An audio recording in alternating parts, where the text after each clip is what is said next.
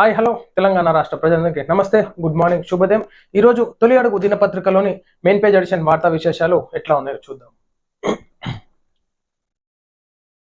రండి అక్షరాన్ని అనుకున్న విధంగా రాద్దాం. మీరు జర్నలిజంపై ఆసక్తి ఉందా?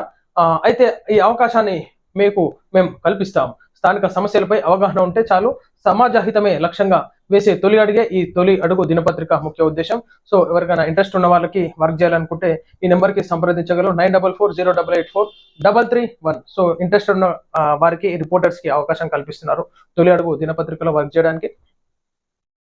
చిరంజీవికి మరో ఘనత. మెగాస్టార్ చిరంజీవి మరో అరుదైన ఘనతను అందుకున్నారు. తాజాగా Guinness book of world records లోకి చిరంజీవి ఎక్కారు. ఈ మేరకు హైదరాబాద్ లో జరిగిన కార్యక్రమంలో Guinness book of world records certificate ను బాలీవుడ్ స్టార్ అమీర్ ఖాన్ చిరుకి అందజేశారు. గిన్నిస్ వరల్డ్ రికార్డ్స్ లో చిరంజీవి గారు రావడం చాలా సంతోషకరం. ఎందుకంటే చిరంజీవి గారు ఎన్నో స్టెప్పులతో ఉన్నటువంటి, అప్పుడు బ్లాక్ అండ్ వైట్ లో ఉన్నటువంటి సినిమాలలో కూడా ఆ యువతను ఎంతో చైతన్యవంతం చేశారు డాన్స్ వైపు. సో అప్పట్లో సినిమాలు వస్తే ఈ పాటలు రాగానే లేచి వెళ్ళిపోయి మళ్ళీ పాట అయిపోయినాక లోపలికి వచ్చేటోళ్ళు. సో ఎప్పుడైతే చిరంజీవి ఈ సినిమా ఇండస్ట్రీలో, సినీ ఇండస్ట్రీలో అడుగు పెట్టడం జరిగిందో, తన డాన్స్ ని చూడడానికి అందరూ ఎంతో మంది తరలు వచ్చేటోళ్ళు. ఎక్కడెక్కడ ఎడ్ల బండ్లు కట్టుకొని, ట్రాక్టర్లు కట్టుకొని సినిమాలు చూడడానికి వచ్చేటోళ్ళు. ఆ పాటలు వస్తుంటే ప్రత్యేకంగా చిరంజీవి డాన్స్ చూడడానికే మరి అప్పట్లో ఉన్నటువంటి యువత కూడా చిరంజీవికి ఎంతో ఆకర్షితులైనారు. సో తన డాన్స్ తో ఇప్పటికీ కూడా ఈ జనరేషన్ లో కూడా మరి ఎంతో మందికి ఆదర్శ డాన్సర్ గా నిలుస్తున్నారు. కాబట్టి ఉన్నటువంటి చిరంజీవి గారి, మెగాస్టార్ చిరంజీవి గారికి ప్రత్యేక కృతజ్ఞతలు తెలియజేస్తున్నాం. Guinness book of world records లో ఎక్కడం చాలా సంతోషకరం. సీఎం రేవంత్ అధ్యక్షతన సిఎల్పి భేటీ.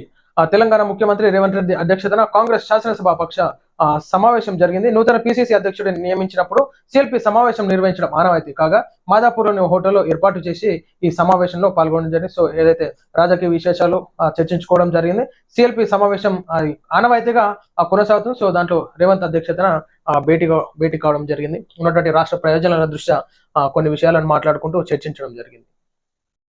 రాజీనామాకు సిద్ధంగా ఉండు. రేవంత్ రాజీనామా చేసేందుకు సిద్ధంగా ఉండాలి.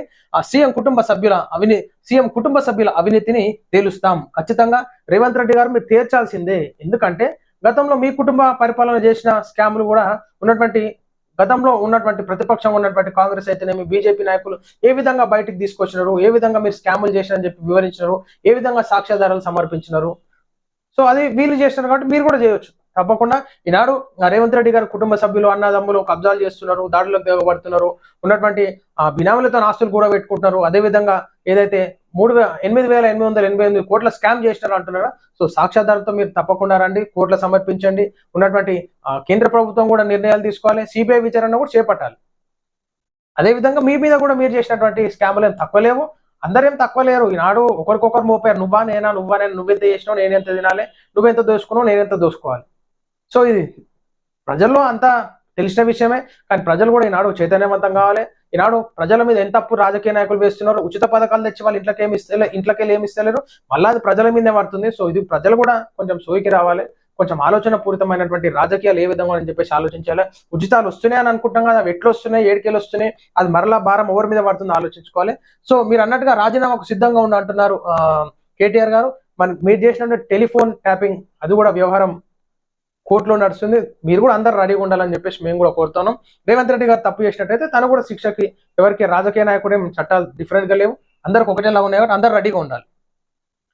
కాంగ్రెస్ ప్రభుత్వం ముఖ్యమంత్రి రేవంత్ రెడ్డిపై బీఆర్ఎస్ వర్కింగ్ ప్రెసిడెంట్ మాజీ మంత్రి కల్వకుంట్ల తారక రామారావు సంచలన వ్యాఖ్యలు చేశారు.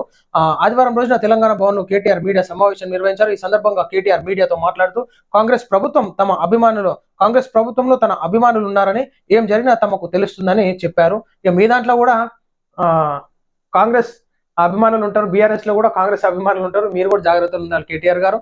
మీ అభిమానులు అని చెప్పేసి నువ్వే చెప్తున్నావు, మరి కాంగ్రెస్ అభిమానులు కూడా దాంట్లో ఉంటారు. ఇక జాగ్రత్తగా ఉండాలి. ఏమన్నా ఇక సీక్రెట్ గా చేసుకోరు.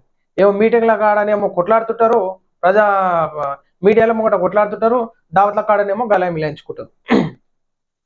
అక్రమ నిర్మాణాలపై హైడ్రా ఉక్కుపాదం. కూకట్పల్లి అమీన్పూర్ ప్రాంతంలో కూల్చివేతరు. భాగ్యనగరంలో అక్రమ నిర్మాణాలపై హైడ్రా ఉక్కుపాదం మోపుతోంది. కూకట్పల్లి అమీన్పూర్ ప్రాంతాల్లో ఆదివారం ఉదయం నుంచి పలు కట్టడాలు కూల్చివేశారు. ఇంకా కూల్చివేతలు కొనసాగుతున్నాయి. ఈ సందర్భంగా కూల్చివేతలపై హైడ్రా అధికారులు కీలక వ్యాఖ్యలు చేశారు. కూకట్పల్లి అమీన్పూర్ ప్రాంతంలో అక్రమ కట్టడాలను నేలమట్టం చేసినట్లు వెల్లడించారు. కూకట్పల్లి నల్ల చెరువులో క్యాటరింగ్ వ్యాపారాల షెడ్లను కూల్చివేసినట్లు తెలిపారు. నల్ల చెరువు వద్ద 4 ఎకరాలు స్వాధీనం చేసుకున్నామని అన్నారు. అమీన్పూర్ మున్సిపాలిటీలో కిష్టారెడ్డిపేట, పటేల్గూడలో కూల్చివేసినట్లు చెప్పారు. ప్రభుత్వ భూమిని ఆక్రమించి వాణిజ్య కార్యకలాపాల కోసం ఆ బిల్డర్ నిర్మించిన నిర్మాణాలను కూల్చివేశామని అన్నారు. కిష్టారెడ్డిపేట ఫస్ట్ బిల్డర్లు ఏం చేస్తారంటే ఇదంతా రాత్రిపూట ఏదైతే చెరువు బార్డర్లు ఉంటుందో ఆడ కొంచెం మట్టి పోస్తారు. మట్టి పోసి మెల్ల జేసీబీతోని లెవెల్ చేస్తారు. ఈ లెవెల్ చేసినాక రోజుకో 10 ట్రాక్టర్ల మట్టి తీసుకొచ్చి ఆ చెరువు చుట్టుపాటు ఏదైతే కట్టాలనుకుంటాడో మెల్ల లెవెల్ చేస్తాడు. ఆడ రాజకీయ నాయకులు అండతోని అధికారులను పట్టుకొని వాళ్ళకింత వీళ్ళకింత తల ఇంత లంచం ఇస్తాడు. ఎవరేం రాకుండా సపోర్ట్ కూస్తారు అన్నమాట. ఇక దాన్ని లెవెల్ చేస్తారు. రాత్రిపూట మట్టి పోసి జేసీబీ తెచ్చి లెవెల్ చేస్తారు. మెల్లగా ఒకటి గుడిసెలాగా కడతారు. గుడిసెలక్క కట్టినాక ఎవరినన్నా కిరాయి కూస్తారు 500. ఇక ఉత్తగానే పెడతారు. ఇక కిరాయి కూడా తీసుకోరు. ఎందుకంటే ఇక దాన్ని ఎట్లా దాని ప్లాన్ దాన్ని బిల్డర్ చేస్తుంటాడు కాబట్టి గుడిసేస్తాడు. గుడిసెల 1 నెల 2 నెలలు ఎవరైనా పెడతాడు. తర్వాత మెల్లగా గుడిసె తీసేసి సైడ్లో పోటీ రేకులు వేస్తాడు. రేకులు వేసినాక రేకు మీద రేకేస్తారు. ఇక దాన్ని ఏదన్నా ఒక చిన్న బుడ్డగా ఏదన్నా చేసినట్టు చేస్తాడు. ఒక డబ్బా దుకాణం ఏదో పెట్టినట్టు ఆ డబ్బా దుకాణం తీసేసి మెల్లగా గోడలు కట్టి పిల్లర్ పోసి బిల్డింగ్ లేపుతాడు. ఇక ఇట్లా ఈ స్టంట్లా మెల్లమెల్ల లేపుతుంటారు. ఇక సో అటువంటిది హైడ్రా గమనించి ఈనాడు కూలగొడుతున్న ఎఫ్టీఆర్ జోన్లలో, బఫర్ జోన్లలో దయచేసి ప్రజలారా ఎవరు ఎఫ్టీఎల్ బఫర్ జోన్లలో కొనొద్దని చెప్పేసి కోరుతా ఉన్నాం. కష్టపడ్డ డబ్బులని వృధా చేసుకోవద్దని చెప్పేసి కోరుతా ఉన్నాం. సో ఖచ్చితంగా హైడ్రా దూకుడుగా వివరిస్తూ మరి ఉన్నటువంటి కబ్జాల భూములని గవర్నమెంట్ భూములలో ఇల్లీగల్గా ఒక దగ్గర పర్మిషన్ తెచ్చుకొని ఆ చెరువుల దగ్గర కట్టడము ఈ విధంగా కొనసాగుతుంది. దయచేసి ఎవరు కొనుక్కోవద్దు. కొనుక్కునే వాళ్ళు జాగ్రత్తలు వహించి ఎక్కడ ఏ భూములు ఉన్నాయి, గవర్నమెంట్ భూములు ఉన్నాయి, సర్వే నెంబర్లు వెరిఫై చేసుకొని కొనుక్కోవాల్సిందిగా మేము కోరుతాం. 10 ఏళ్లు కవిత ఏం చేసిందో బయట పెడతాం. మంత్రి కోమటిరెడ్డి సంచలన ఆరోపణలు. బీఆర్ఎస్ ప్రభుత్వం 10 ఏళ్లుగా ఎమ్మెల్సీ కల్వకుంట్ల కవిత ఏం చేసిందో బయట పెడతామని మంత్రి కోమటిరెడ్డి అన్నారు. మాజీ మంత్రి కేటీఆర్ చిన్న పిల్లోడు కాదని ఆయన ఆలోచించి మాట్లాడాలని హితవు పలికారు. కేటీఆర్ దగ్గర ఆధారాలు ఉంటే పేపర్ పట్టుకొని రావాలని మంత్రి కోమటిరెడ్డి సవాల్ చేశారు. గాంధీ భవన్ లో మంత్రి కోమటిరెడ్డి మీడియాతో మాట్లాడారు. ఈ సందర్భంగా బీఆర్ఎస్ పార్టీ కేటీఆర్ కుటుంబంపై సంచలన ఆరోపణలు చేశారు. ప్రతిపక్ష నాయకుడు హోదా తనకు వద్దని కేసీఆర్ అంటున్నారు. అది హరీష్ రావుకు పోతుందేమో అని కేటీఆర్ భయపడుతున్నారు. కేటీఆర్ దోపిడీ వల్లే బీఆర్ఎస్ ఓడిపోయిందని ఆరోపించారు.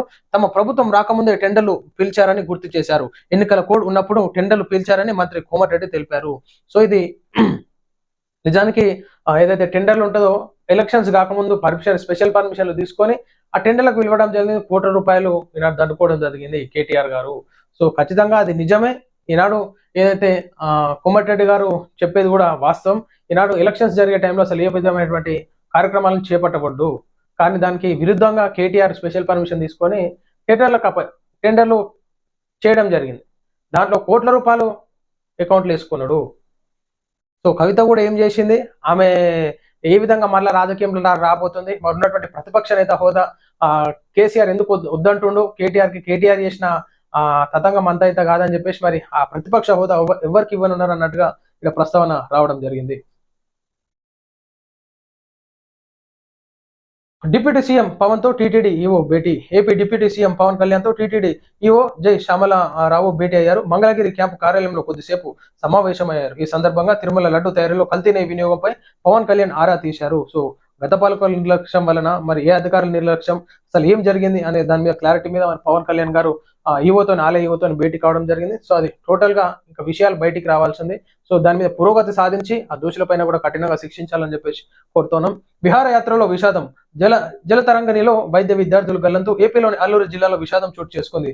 జలతరంగిణి వద్ద ప్రమాదవశాత్తు జలపాతంలో పడి 5 వైద్య విద్యార్థులు గల్లంతయ్యారు. వీరిలో 2 స్థానికులు కాపాడగా మరో 3 కోసం గాలిస్తున్నారు. నిజానికి పిల్లలకి సండే వస్తే చాలు ఏదో విహారయాత్రలు విధయాత్రలు చేస్తుంటారు. సెల్ఫీలు తీసుకొని ఏదో చేద్దాం అనుకుంటారు. ఈనాడు ప్రాణ నష్టం జరుగుతుంది. సో దయచేసి ఉన్నటువంటి యువత అన్ని జాగ్రత్తలు పాటించాలి. విహారయాత్రలకి వినోదయాత్రలకి పోతుంటారు. ఆ సెల్ఫీలు ఫోన్లు పట్టుకొని ఆ డెడ్ పాయింట్ల దగ్గర ఫోటోలు తీసుకోండు, ట్రైన్లలో నిలబడి ఫోటోలు తీసుకోండు, జలపాతాల దగ్గర పోయి ఫోటోలు వీడియోలు తీసుకుని ఆడ పాకురు ఉంటుంది, జారివాడి డ్యామ్లలో పడి చచ్చిపోయిన వాళ్ళు ఉన్నారు.